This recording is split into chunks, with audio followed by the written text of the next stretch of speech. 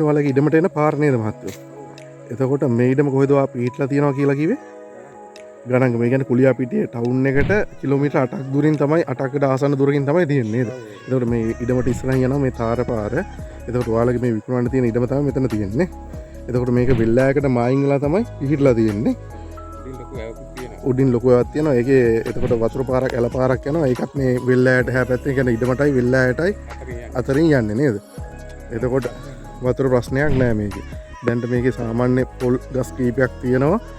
මේකේ ප්‍රමාණය අක්කරයයි පර්චස් 115ද තියෙනවා කිව්වා. අක්කරය පර්චස් 115යි ඔප්පු තියෙන්නේ සින්න අක්කර. එතකොට දැන්ට සාමාන්‍ය මට්ටමක පොල් ගස් තියෙනවා. ඒකේ පොල් ගෙඩි කීයක් විතර කැටුවා කියලාද ඔයා කිව්වේ? 350ක් 400ක් අතර ප්‍රමාණයක් ගැන සංවර්ධනය කරලා නැති හින්දා මේක ගන්න කෙනෙකුට සාමාන්‍ය පැල පොල් වගාවක් දාන්න පුළුවන්. ඊට අමතරව සත්ත්ව පාලනයට වගේ බලනවනේ කිරිහරක් වගේ හදන්න හොඳයි නේද? ගොවිතැන් කරන්න බුලත් දාන්න ඉඟුරු දාන්න ඕන දෙයකට ගැලපෙනවා. එතකොට මේකේ ඔයාලා කියන්නේ අක්කරයයි පර්චස් 115 මේ සින්නක්කර උපු තියෙන ඉඩමේ ඔයාලා මිල කීයද කියන්නේ? ලක්ෂ 65ක් කියලා කියන්නේ නේද? එතකොට මේ මිල ගණන් සාකච්ඡා කරගන්න පුළුවන්ද? මේ පැත්තේ හැටියට සාමාන්‍ය මේ මිල වටිනවා කියන්නේ නේද? අක්කර 1යි 3 කාලයකට ආසන්න මේ ඉඩම තියෙනවනේ. ඔය අක්කරේ මේ ආවට සාමාන්‍යයෙන් නෝමල් යනවා ලක්ෂ 65කට විතර නේද? ඉතින් ඔයාලා එතකොට මේක දැන්ට අර මේ සාමාන්‍ය පොල් පළදාවක් තියෙන හින්දා තමයි මේ අක්කර 1යි පර්චස් 115ට ලක්ෂ 65ක් කියලා කියන්නේ නේද? හදිසි මුදල් අවශ්‍යතාවයක් හින්දා තමයි දෙන්නේ නේ. එතකොට මේකේ මේ එක පැත්තකින් අර ඇලයි වෙල්ලායේ මායින් වෙනවනේ.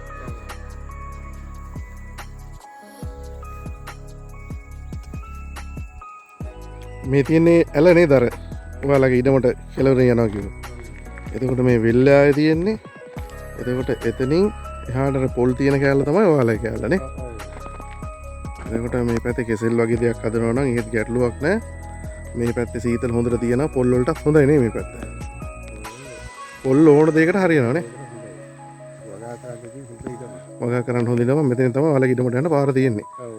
අපි දැන් එතන ඉඳන් තමයි ආවේ නේ. දෙපැත්තෙම වෙලා තියෙන්නේ.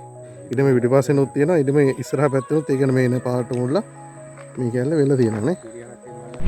කිරිහරක් හදන්න ඕනේ. දැන්ටත් මේ හරක් ඉන්නවනේ. මේ නිදැල්ලේ ඔය කියන්නේ ඕන දෙයකට කියන්නේ තනකොළ නම්ම නම් ඒ සත්තුන්ට ඕන දේවල්.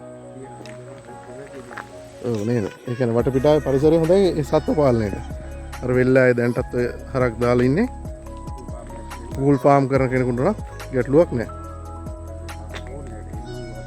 එළුව හදන්න ඕන දෙයකට වටපිටාවේ පරිසරය හොඳයි නේද?